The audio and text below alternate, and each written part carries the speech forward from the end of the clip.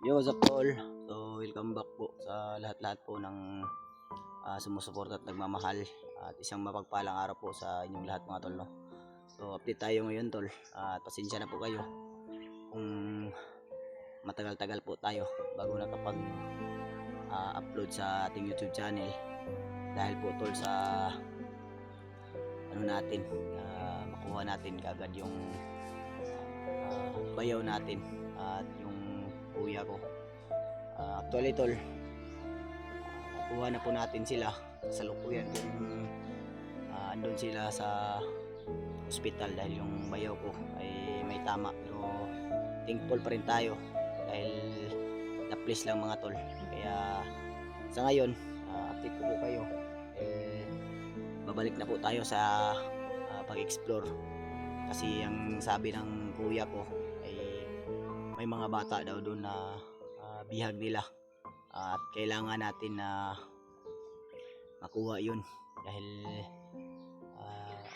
sobrang mga bata pa daw at may babae pa.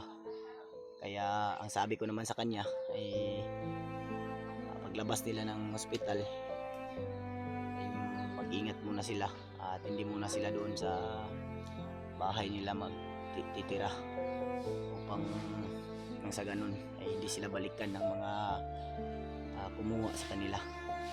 Kaya ipapasalamat tayo tol dahil natapos natin yung mission natin na tayo lang mag-isa at nakuha natin. So ngayon tol, dito ako sa bahay ng aking lola. So hindi ko na papakita yung upang nang sa ganun ay para safety na rin po sa kanila. Kaya Diyos natin ay babalik tayo sa explore dahil may mga kasamahan din tayo na nabihag at kailangan din natin sila na matulungan upang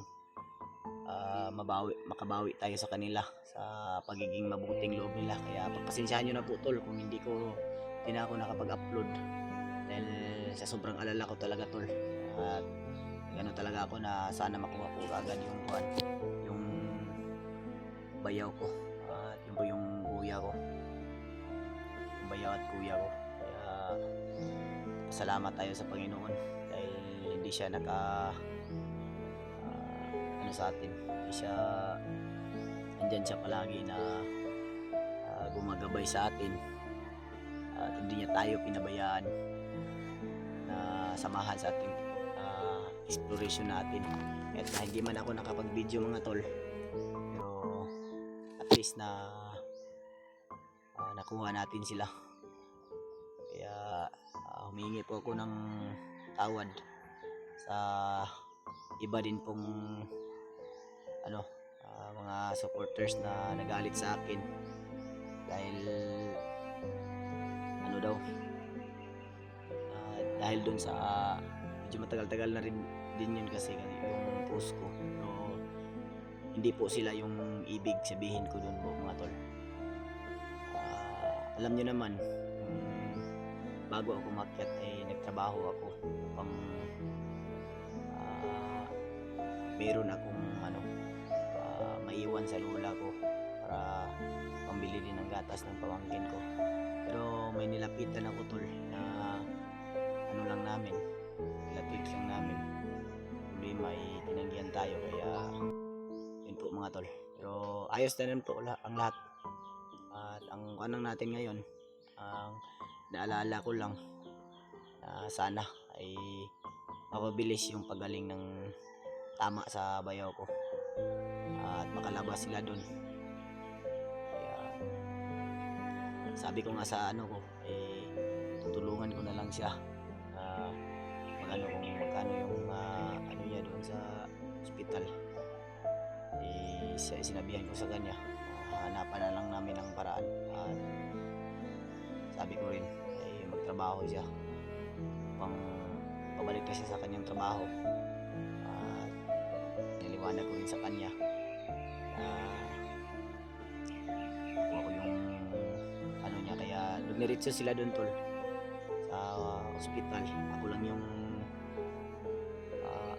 pumunta dito para kumustahin rin yung lola ko at yung pamangkin ko.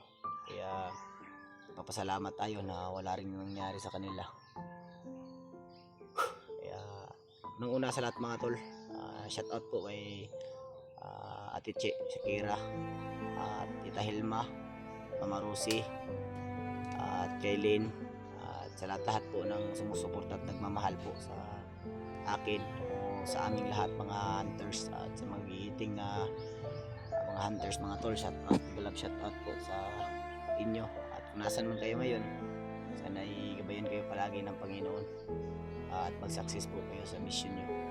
Kaya babalik tayo ng explore mga tol, pero magpapahinga muna tayo saglit. At ano talaga ako tol, marami talagang ano sa akin na dismaya dahil siguro dun sa ano ko, sa puso ko. At sa mga nagano din, nagtatanong din kung bakit hindi na kami magkasama nila Kuya Buds, kung nag-away ba daw kami, ay hindi po, wala po kaming alitan, at wala po kaming kahit anong galit na sa amin po mga tol. Ganun pa rin po kami, kung makikita man kami kung sakali sa bundok, ay ganun pa rin, magkasama pa rin kami, at hunters pa rin kami mga tol. Ganun pa rin yung Team Pugi, walang magbabago. Ano lang, hindi na ako nakakapunta doon, hindi na ako nakapag-bisita kasi nga umuwi na ako dito sa ano ko, upang mabantayan din sila. Kasi napagdesisyonan ko kasi mga tol na dito na lang ako, babalik na lang ako dito na maninirahan, hindi na lang ako mag boarding house kung sa gagasto ako. Mas mainam na dito na lang ako sa ano ko, lola, upang maproteksyonan po natin sila at iwas gastos na rin po. Yung ibabayad natin doon, na pag-isip-isip po talaga mga tol, yung ibabayad natin doon, mas mainam na dito na lang natin, ibibili na lang natin ng kailangan dito sa bahay ng lola ko. At bukod doon, safety rin sila dahil andito po tayo na protection sa kanila. Kaya yun talaga yung unang naisip ko nung umakyat ako, inisip ko talaga ng mabuti kung ano yung dapat kong gawin. Kaya ito po yung update natin mga tol.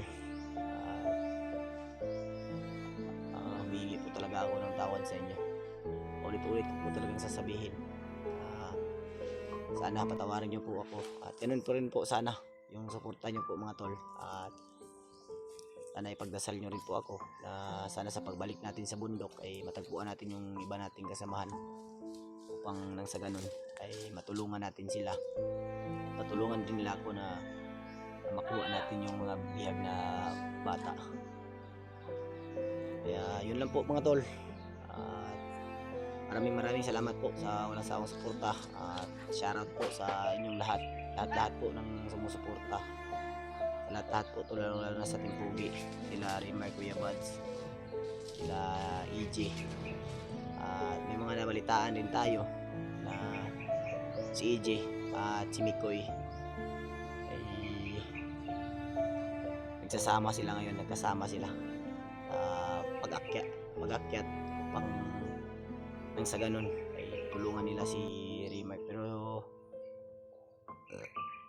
yung hindi tayo nakatulong kila Kuya Buds, pagpasensya nyo na po tol, dahil may sarili rin po tayong problema kasi sa ano natin, sa